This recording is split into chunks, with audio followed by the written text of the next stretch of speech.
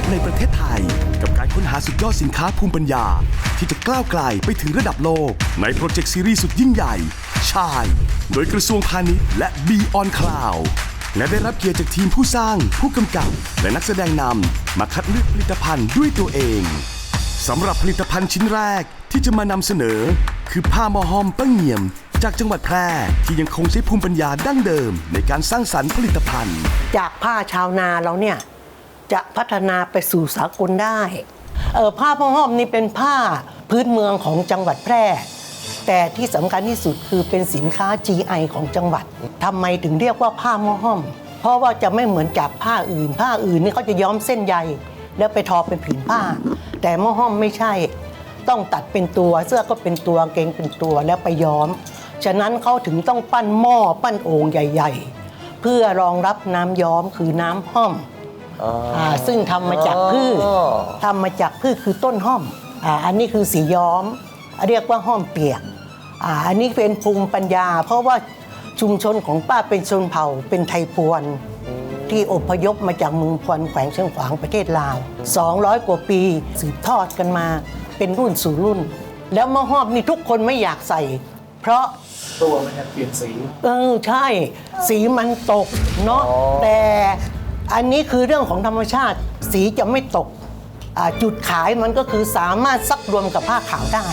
แปลว่าอันนี้ไม่ตกถูกไหมครับตกคือสีส่วนเกินแต่มันไม่ละลายในน้ำค่ะสาร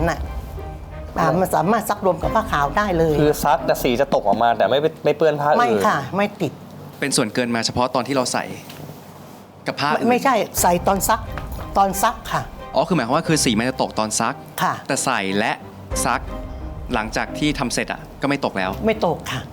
ตกแค่น้ำแรกน้ำเดียวแล้วไม่ตกอีกหรือว่าหมายถึงว่าค่อยๆหลุดไปค่อยๆหลุดไปแต่ว่ามันจะไม่ไปผสมกับผ้าอื่นค่ะไม่เลอะค่ะพวกนี้ผ้าอื่นไม่ยอมดูดสีเขาแต่เขาตกจุดขายครับ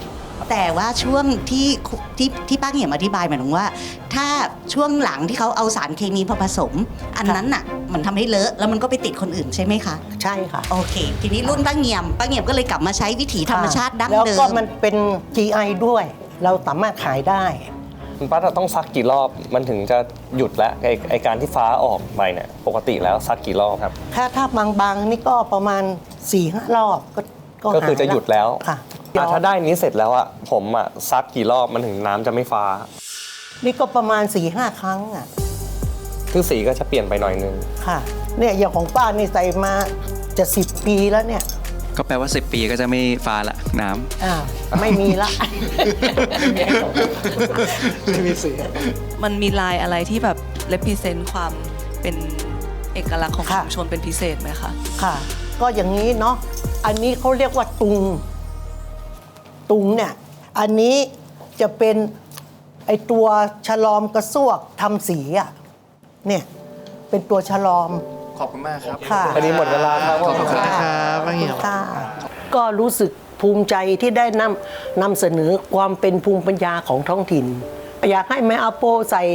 เสื้อที่ซื้อจากแม่ไปเมื่อกี้นะคะในหนังค่ะผลิตภัณฑ์ชิ้นต่อมาคือสุราชุมชนที่เต็มเปี่ยมไปด้วยความรักและความภาคภูมิใจในชุมชนของตัวเองกับสุราอัสดงล่องน่านเราคือสุราชุมชนเราต้องทำให้เกิดความภาคภูมิใจในชุมชนให้ได้ก่อนแล้วมันจะโตเองครับครับกับสวัสดีคณะกรรมการทุกท่านนะครับในนี้มีใครเคยไปจังหวัดน่านบ้างครับโอเคจังหวัดน่านเป็นจังหวัดเล็กๆนะครับผู้คนจะสโลว์ไลฟ์ใช้ชีวิตกันแบบง่ายๆที่ผ่านมาโดยทั่วไปเนี่ยจังหวัดน่านนะครับจะมีนักท่องเที่ยวยูทูบเบอร์ไปเที่ยวที่น่านจะมีประเพณีหนึ่งบ่งบอกตัวตนของความเป็นคนน่านคือการแข่งขันเรือหัวพญานาคซึ่งมีที่เดียวในโลกนะครับประเพณีแข่งเรือจะแฝงไปด้วยมีฟ้อนล่องน่านซอล่องน่านแต่ประเพณีนี้จะมีเครื่องดื่มแห่ง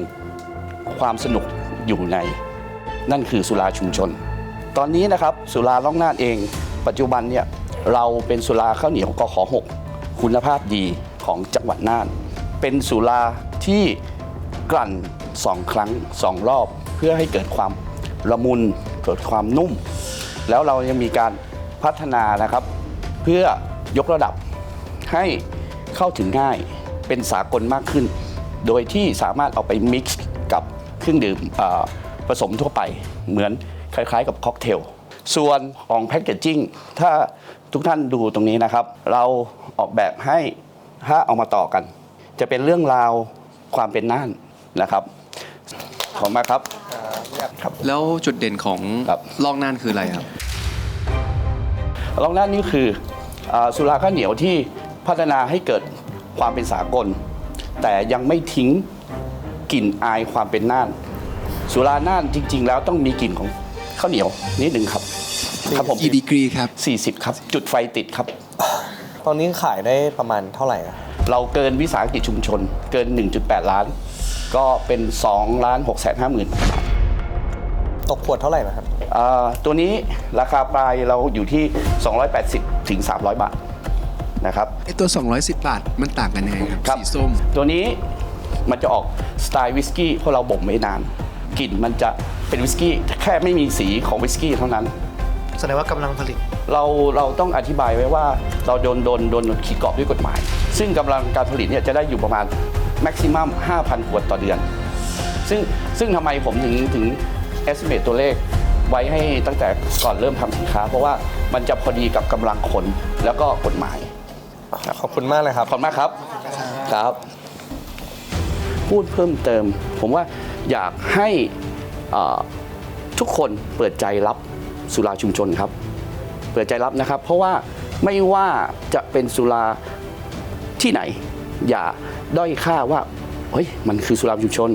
คนไทยทำมันจะอร่อยหรอวะเปิดใจกินนิดนึงชิมนิดนึงคนไทยไม่แพ้ใครในโลกครับ และสำหรับผลิตภัณฑ์ชิ้นที่ 3 จากบ่อเกลือบริสุทธิ์ของจังหวัดน่าน สู่ยาสีฟันเกลือสินเทาที่อยากให้ทุกคนได้ทดลอง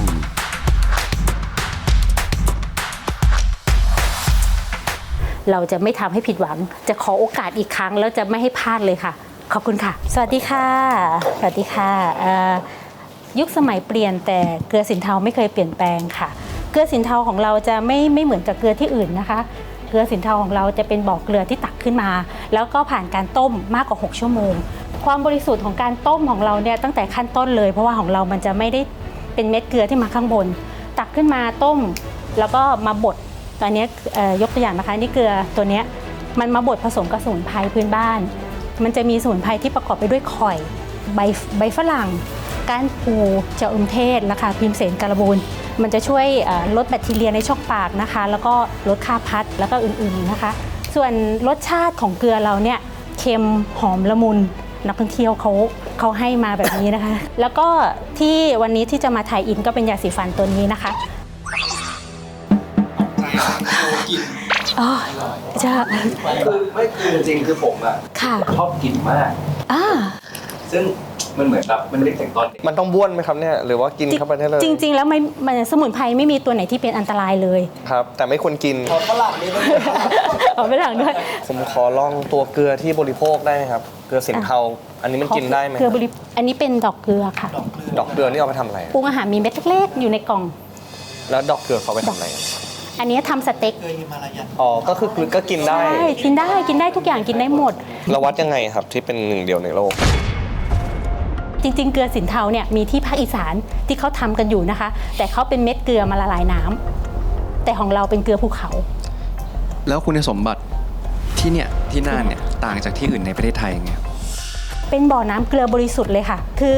ปกติเนี่ยถ้าเขาเป็นเม็ดเกลือที่อยู่ข้างบนเราเป็นละลายน้ำทำเกลือใช่ไหมคะแต่ตัวนี้คือเกลือบ่อน้ำใต้ดินข้างล่างเลยค่ะ เป็นธรรมชาติให้เลย แล้วคุณสมบัติหรือคุณภาพมันต่างจากที่อื่นยังไงครับ เป็นเกลือที่บริสุทธิ์ตั้งแต่ขั้นต้นการตักขึ้นมาเลยค่ะ ไม่มีอะไรเจือปนเลย เกลือสินเทานี่ไม่ทราบว่าได้จด GI ไหมคะ ยังค่ะ ถ้าบอกว่ามีที่เดียวในโลก อยู่ที่นี่เท่านั้นเก๋แนะนำว่าควร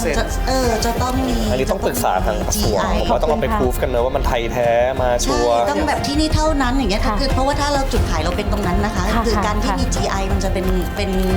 ที่ทำให้ยอมรับทั่วโลกอะค่ะ ขอบคุณค่ะขอบคุณค่ะเดี๋ยวต้องพัฒนาต่อไปค่ะ เดี๋ยวเราลองเวิร์กกันอีกที ได้ แต่ว่า ขอบ ผ คุณ มว่า ค่ะ เราอาจจะลองมาดูเรื่องเกลือกัน คือสมมุติถ้าผลิตภัณฑ์ดีคือกระบวนการอื่นแบบแพคเกจจิ้งหรือทั้งหมด ผมว่าคนอย่างนี้แบบช่วยได้ อุ๊ยขอบคุณค่ะ เดี๋ยวเราลองไปเราอาจจะต้องไปวิสิตที่นี่แล้วตอนสเกลโล เค เนาะ ยไป เราเคยไปแล้ว ขอบคุณ เจอกลับมาด้วย เอ้ยขอบคุณขอบคุณ ก็เลยแบบรู้สึกว่ามันเป็นแบบโปรดักที่แบบว่ามันแน่นอนมันมีมาจากธรรมชาติแล้วมันมีมานานแล้วมันไม่มีเขาเรียกว่าอะไรอะปัญหาในการใส่เข้าไปในหนังมันค่อนข้างแบบง่ายมากอะไรเงี้ยมันไม่มีปัญหาเลยดี เรา กว่าแต่ อยา ว่า กให้มีสตอรี่ให้เราด้วย รู้ไหมว่าเกลือแบบเนี้ยในเหมืองที่ต่างประเทศอะคือแพงมาก ใช่จริง อันนี้ตกโลละแค่30 บาท อ เอ อง ร์แก ค่ะ นิกอะไร เกลือ โอเค ผมว่าเดี๋ยวเรา ขอบอก เราต้องไปวิสิต แล้วเมื่อกี้ผมแอบเห็นว่ามันใช้แบบในการล้างเท้าล้างมือล้างตัว เป็นเกลือสปา ผม ใช่ ผมว่ามันสามารถที่จะ คือถ้าเป็นแบบ คือถ้าใช้ได้ทั้งตัวผมว่ามันโอเคนะ ใช่ ท่านเจ้าของห้างว่าไงครับ ผมชอบความยูนิคของตัว Product ตัว core value มันเองมันยูนิคด้วยตัวมันเองเพียงแต่ว่าด้วยความแพคเกจจิ้งวิธีการนำเสนออะไรบางอย่าง มันเลยทำให้รู้สึกว่าไม่น่าเข้าถึงส่วนตัวนะครับส่วนตัวแล้วก็ด้วยความที่ยากด้วยความยูนิคมันนี่แหละที่มันทำให้มันยากไปในตัวโอยาสีฟันพูดถึงยาสีฟันก่อน ค่ะ อย่างนี้พอมันเป็นเกลือปุ๊บโอเค ผมรู้สึกว่ารสชาติมันดี แล้วก็มันมีสตอรี่ด้วยธรรมชาติมันเองที่บอกมาทั้งหมดนะว่ามันมีความน่าสนใจมากอยู่แล้ว ผมว่าในมุมผมก็น่าสนใจถ้าโดยเฉพาะกับเรื่องชายผมว่ามันมีอะไรที่มันซิงก์กันได้หลายมุมมาก เดี๋ยวเราเข้าไปช่วยอ่ะ ครับ หมดเวลา ขอบคุณขอบ หม คุณ ดเวลาขอบคุณมากครับ ขอบคุณค่ะขอบคุณ เดี๋ยวเข้าไปช่วยครับเดี๋ยว ขอบ เข้าไป คุณ ช่วย นะคะจริงๆ คือเกลือมันเข้าถึงได้ง่ายนะคะ ถ้าไปอยู่ในซีรีส์นะฉากไหนก็ได้สมมตินะคะ อาจจะเป็นการปรุงอาหารหรือการแปรงฟันเพราะกิจวัตรตอนเช้าทุกคนนะคะ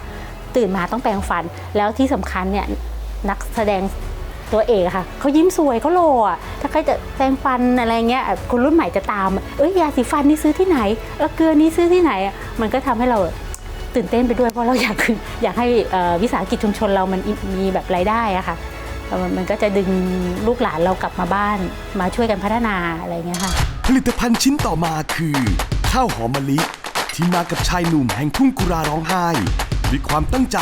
ที่อยากให้ชาวนาทุกคนมีคุณภาพชีวิตที่ดีขึ้น ถ้าอยากได้อินไซต์ในเรื่องของชาวนานะครับผมว่าก็มีข้อมูลให้ก็หวังว่าจะมีโอกาสได้ร่วมงานกันครับ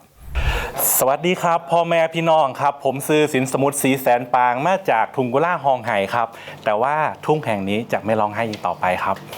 ขอบคุณครับก็เดิมทีผมก็เป็นโรงสีแหละครับเราก็ได้ทำโรงสีมาพอสมควรแล้วก็แรงบันดาลใจที่มาทำข้าวสิ่งบ่งชี้ทางภูมิศาสตร์ข้าวหอมมะลิทุ่งกุลาร้องไห้และโครงการสีแสงดาวหมู่บ้านนายหยอดเป็นเพราะว่า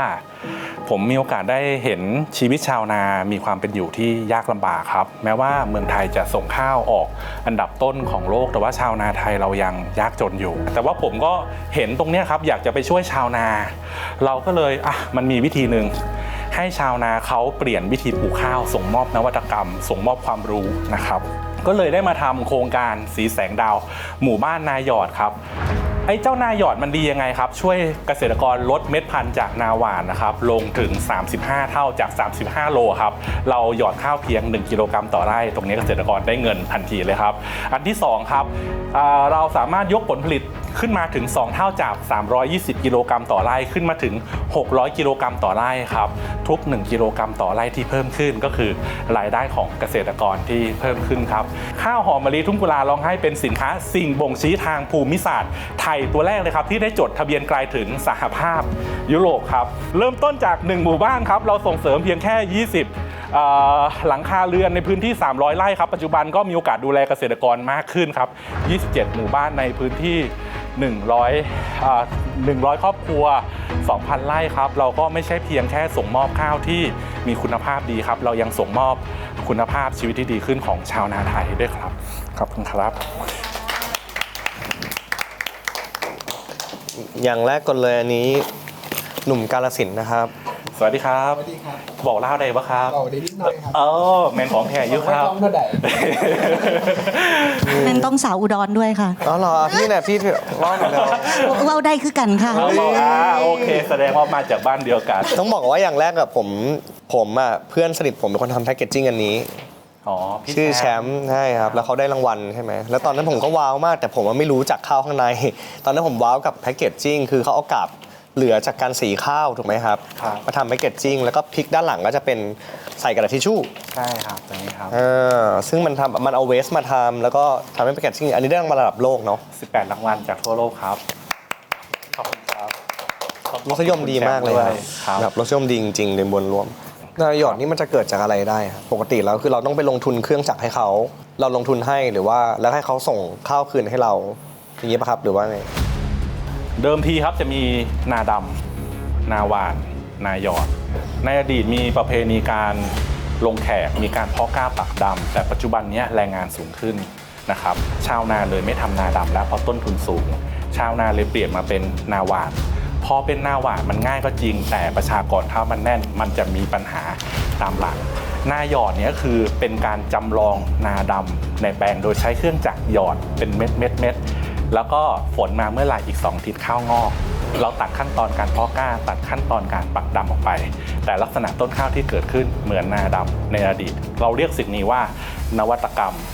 ในสิ่งที่โรงสีหรือข้าวสีแสงดาวทำเราก็ไม่ได้มีเงินมากอะไรเราส่งมอบความรู้ตรงนี้เราพาจับมือเขาทำตั้งแต่ต้นจนจบผมว่าตรงนี้ก็ถือว่ายากแล้วที่จะพาชาวนาแต่ละคนทำนาตั้งแต่เดือนพฤษภาถึงพฤศจิกายนเนี่ยไม่ง่ายครับที่จะพาเขาทำสำเร็จแต่ละปีเราก็ช่วยรับซื้อเขาด้วยแล้วก็มาทำแบรนดิ้งแล้วก็ไปช่วยรับซื้อด้วยแล้วก็ซื้อราคาพิเศษด้วยแล้วก็การที่เขาได้ทำนาหยอดตรงนี้เขาได้ลดเม็ดพันธุ์ผลผลิตที่เพิ่มขึ้นเขาตรงนี้ได้เงินเยอะกว่าอีกครับผมว่า potential แล้วก็ตัวข้าวมันดีขนาดนี้ supply มันพอตลาดอยู่แล้วใช่ไหมครับโดยทั่วไปตอนนี้เรากำลังค่อยๆเติบโตเพราะว่าเป็นเรื่องใหม่ของประเทศไทยมากกลายเป็นว่าตอนที่ผมทำตรงนี้มาครั้งแรกยังไม่รู้เลยว่าเราจะขายได้ไหมเพราะว่าคือปกติเราซื้อมาขายไปก็จบแล้วอันนี้ลงไปปลูกกับเขาเลยเราต้องใช้เม็ดพันธุ์แท้เพื่อที่จะมารับรองคุณแชมป์ได้ฟังเรื่องราวโอ้โหจะไปขายข้าวสู้กันในตลาดยังไงก็เลยได้มาทำตัวแพคเกจจิ้งรีไซเคิลตรงนี้ส่งประกวดขึ้นมาก่อนให้คนรู้จักทุ่งกุลาร้องไห้ก่อนเหมือนพี่เพิ่งมาถามว่าแล้วมันต่างกันยังไงคือมันเป็นเรื่องใหม่ของประเทศแต่ตรงข้ามกันถ้าทางยุโรปครับพอเขาเห็นเครื่องหมายสิ่งบ่งชี้ทางภูมิศาสตร์ปั๊บเขารู้ทันทีไม่ต้องอธิบายเหมือนวายอ่ะเพราะบริเวณนี้เนี่ยแบบเป็นทะเลเก่าแล้วก็ดินร่วนใช่ไหมเพราะฉะนั้นมันก็พวกสารต่างๆในดินหรือว่าอากาศตรงนั้นก็ทำให้ข้าวมันมีคุณภาพนี้ใช่ครับได้ครับยินดีมากๆเลยครับ สุดยอดมากเลยครับครับครับขอบคุณมากครับและผลิตภัณฑ์ชิ้นที่ 5 มากับหนุ่มใหญ่จากชุมชนไทยพวนที่ตั้งใจกันสุราชุมชนเพื่อสร้างอัตลักษณ์จากหยดแรกจนถึงหยดสุดท้ายถ้าเราขายได้ถ้าเราได้ไทยอินเนี่ยเราก็จะขายสินค้าได้แล้วเราจะเกิดการจ้างงานเกิดการซื้อวัตถุดิบในชุมชนของเราไทยพวนเล่าอัตลักษณ์พื้นบ้านเพื่อชุมชนสู่ตลาดสากลโลกสุราไทยพวนของเรามียอดขายเฉลี่ยเดือนละประมาณ300ขวดจากกำลังการผลิตที่เรามีเนี่ย 1,000 ขวดทุกวันนี้การดื่มเหล้า1ขวดใช้คนในการดื่มเฉลี่ยประมาณ4คนระยะเวลาเฉลี่ยอยู่ที่2ชั่วโมงหากได้รับเลือกให้นำสินค้าของผมเข้าไปไทยอินในซีรีส์เรื่องชายผมขอสร้างผลิตภัณฑ์รุ่น Limited Edition Collab ระหว่างไทยพวน X ชายหรือไทยพวน X Beyond Cloud แบรนด์วิชั่นหากผมได้รับความร่วมมือซึ่งแน่นอนว่าในเวลาช่วงที่วางผลิตภัณฑ์ในระหว่างการดื่มจะทำให้เกิดการจดจำแบรนด์การผลิตรุ่น Limited จะทำให้ผู้บริโภคจดจำภาพยนตร์ได้ไปในตัวพร้อมๆกันครับผมมองว่ามันคือโอกาสทั้งทางตรงและทางอ้อมที่จะขายสินค้าที่ระลึกสร้างความเข้มแข็งของแบรนด์สร้างการรู้จักแบรนด์ไทยพวนและ Beyond Cloud ได้อย่างต่อเนื่องผมถึงกล่าวว่าไทยพวนเป็นเหล้าอัตลักษณ์พื้นบ้านเพื่อชุมชนเพราะไทยพวนเป็นผลิตภัณฑ์ที่เกิดจากวิถีชุมชนชาวไทยพวนอย่างแท้จริงซึ่งจะมีเอกลักษณ์และความแตกต่างกับสุราพื้นบ้านทั่วๆไปโดยเรามีใบรับรองการตรวจคุณภาพน้ำสุราจากห้องแลบของกรมสรรพสามิตส่งผลให้จุดเด่นของเราคือเน้นควบคุมคุณภาพการผลิตรสชาติที่มีเอกลักษณ์เฉพาะตัวและความปลอดภัยของผู้บริโภคตั้งแต่หยดแรกจนถึงหยดสุดท้ายของขวดโดยเรามีกับวิธีการผลิตที่ทันสมัยรวมกับสมุนไพรในท้องถิ่นทำให้ผู้ดื่มไม่เกิดอาการแห้งไม่ปวดหัวหลังจากที่ดื่มผลิตภัณฑ์ของเราวัตถุดิบหลักของเราไม่ว่าจะเป็นข้าวเหนียวสมุนไพรแรงงานก็เป็นของในชุมชนที่เกิดจากการจ้างงานในชุมชนเราจึงกล้าที่จะบอกว่าเราเป็นสุราเพื่อชุมชนขอบคุณครับผมนึกว่าผมฟังพิชสตาร์ทอัพของแพลตฟอร์มดิจิตอลได้ครับชิมเลยได้ไหมครับ ครบมากอยากรู้ว่าใครทำสไลด์ให้พี่ป๊อตนะครับ ใครอะครับอ๋อหนูเหรอครับหนูเป็นใครครับเนี่ย น้ำตาล น้ำตาล เป็นอะไรกับพี่บอส ไม่มีความเกี่ยวข้องอะไรกันแต่คือหนูดูแลผลิตภัณฑ์เกี่ยวกับของหน้านะคะ ก็คือทั้งเกลือทั้งไทยพวนแล้วก็ใช่ค่ะแล้วหนูก็เลยแบบช่วยดูแลสคริปต์แล้วก็สไลด์ให้พรีเซนต์นะคะ อ๋อน่ารักมากเลยรู้ป่ะมันเป็นสคริปต์ที่น่ารักมากเลยดูจริงใจมากเลยครับ ผมอยากรู้ว่าสีนี้กับอีกสีหนึ่งมันต่างกันไงครับ ตัวสีแดงเนี่ยเป็นพรีเมียมของผม คือเรากลั่นเหล้าออกมาได้1ครั้งแล้วเนี่ยเราเอาเหล้าที่ได้เนี่ยไปกลั่นอีกครั้งหนึ่งเหมือนวอดก้าครับวอดก้าเนี่ยจะกลั่นหลาย ๆ ครั้ง ให้กลิ่นมันคลีนมากขึ้น ดีกรีเท่ากันใช่ไหม เท่ากันครับ40ดีกรีเท่ากั อ๋ น อแล้วการกลั่นครั้งที่2เนี่ยมันไปช่วยในตัวไหนที่มันให้มันพรีเมียมขึ้นนะ ความสะอาดความคลีนของกลิ่นเนี่ยมันจะคลีนมากขึ้น กลั่นแรกเนี่ยดีกรีมันได้เท่าไหร่อะเราต้องเอาไปผสมให้มันได้ คือตอนเหล้าที่ออกมาครั้งแรกเนี่ยเวลาเรากลั่นมันจะขึ้นมา80 กว่า 80 กว่า แล้วก็ไล่ลดลงมาจนเหลือ 40เนี่ยแล้วมันตัดเฮดตัดหาง